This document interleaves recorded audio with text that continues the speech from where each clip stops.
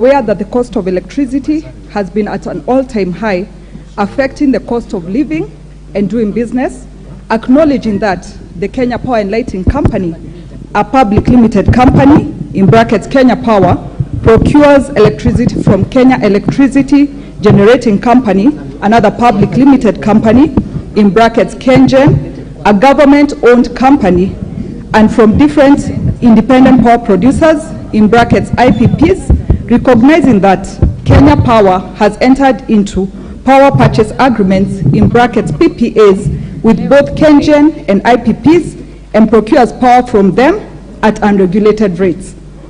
Noting that there is need to regulate all IPPs in the country and publicize their locations, stakeholders, directors, management, and their addresses and agreements entered into with Kenya Power.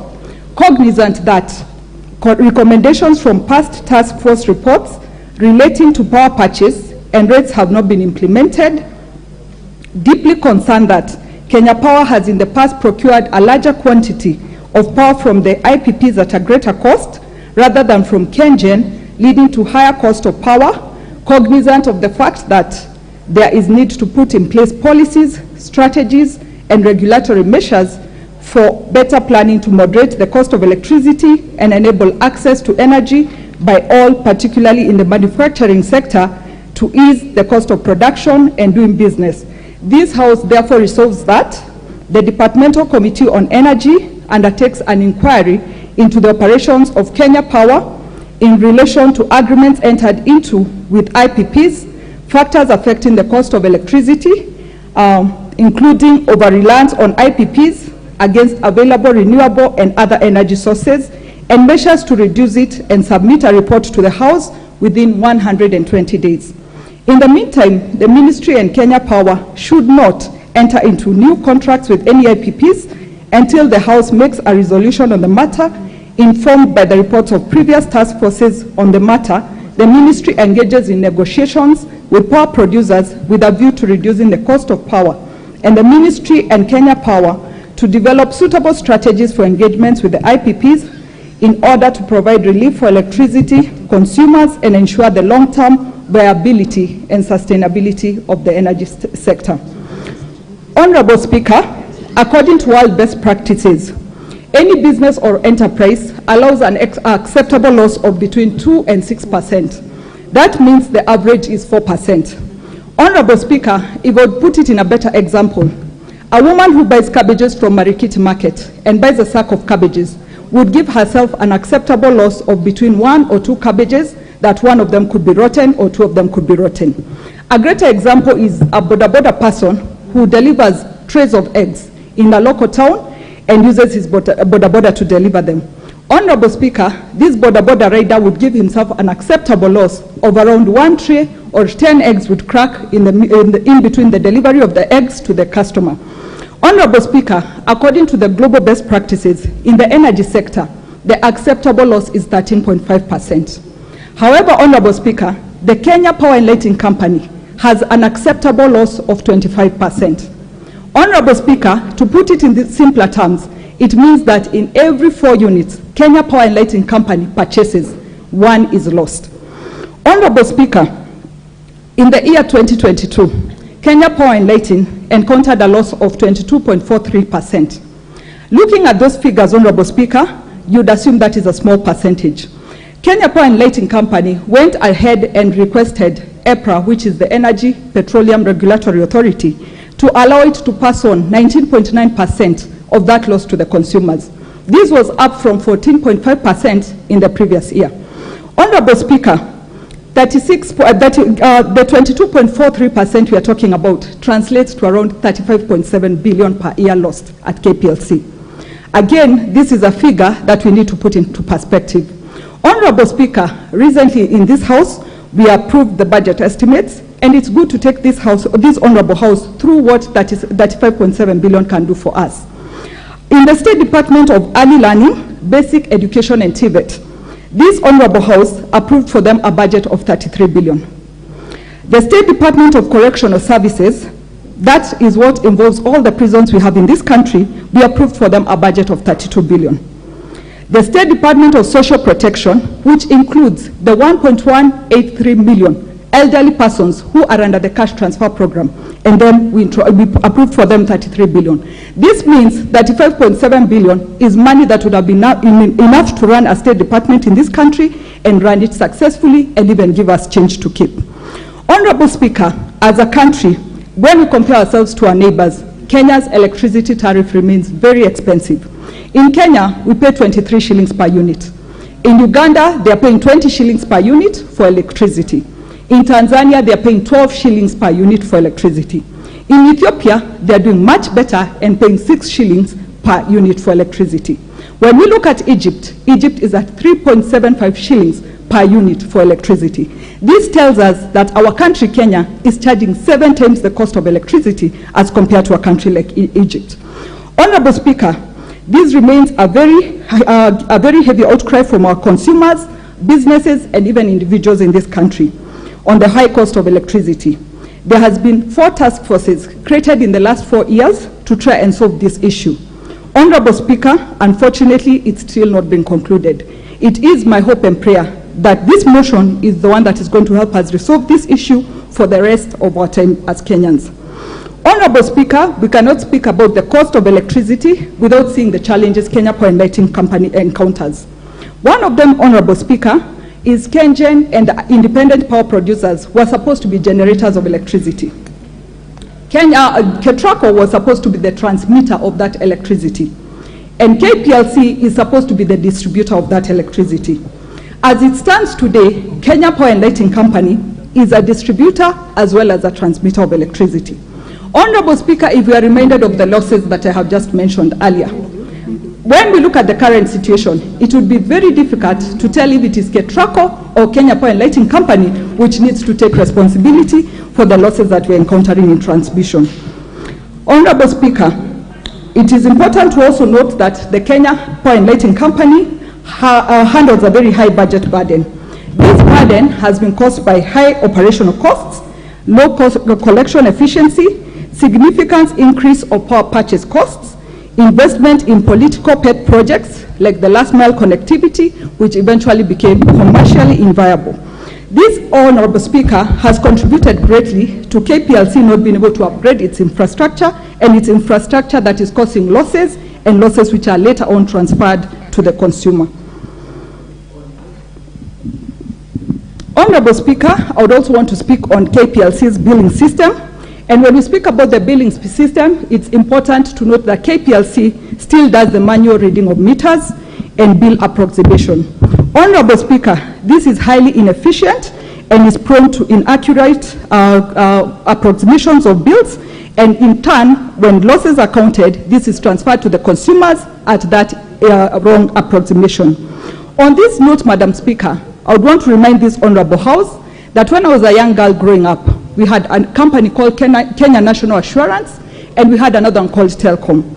These were great giants in this country, and nobody thought that they would ever be felled by anybody. Today, we no longer speak about Kenya National Assurance, and we don't also speak about Telcom Kenya. I would want to remind Kenya Power and Lighting Company that it is not a giant big enough that it cannot be felled. Currently, we are having complaints of underserved clients, we are having complaints of frustrated demand, we are having complaints of unreliable supply, and all these will force our consumers to look for a more reliable alternative. Madam Speaker, let me speak on Kenya Power's generation of electricity.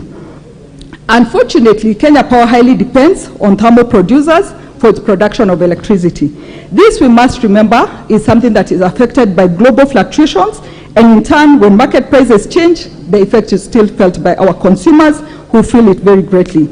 Honorable Speaker, at this point I would want to mention, in the year 2020, Kenya Power and Lighting Company paid 44 billion to IPPs. These IPPs only produced 25% of the electricity in this country. Kenya Power and Lighting Company went ahead and paid 38 billion to KenGen, and KenGen had produced 72% of the electricity in this country. What, Madam Speaker, this goes to explain to us is the high cost we are having to incur for us to buy electricity from these IPPs. Honorable Speaker, allow me to move on to the IPP factor and mention that IPP generates electricity using various technologies. The first one is geothermal, hydro, solar, and wind power. They enter into long-term contracts with Kenya Power Lighting Company, where the contracts run from 20 to 30 years. The single off-taker, who is KPLC, is mandated by law through the agreements to take or pay for the capacity of the power plant.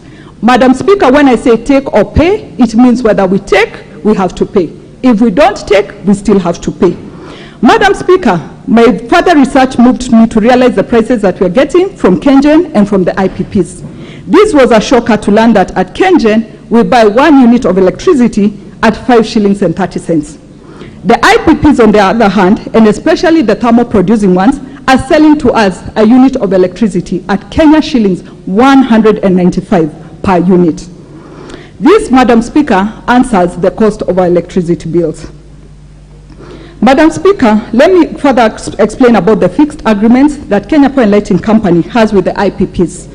KPLC has to buy a fixed amount of power from these IPPs.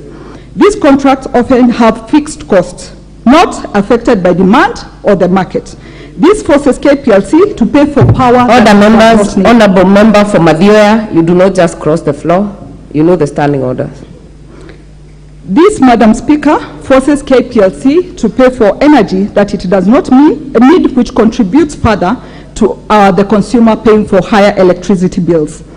Madam Speaker, it is important to note that the dominance of IPPs has equally affected us because that limits competition.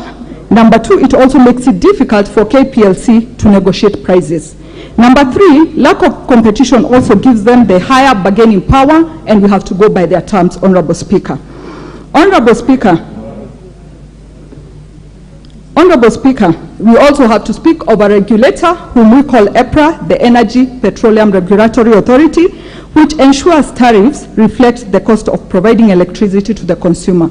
Unfortunately, Madam Speaker, this is not the case because EPRA also seems to be moved by the political situation in the country and eventually does not do as expected. Honorable Speaker, it has been it's in this precedent that we find KPLC transferring the high cost of electricity to the consumers, and in turn, everybody has to pay a very high electricity bill.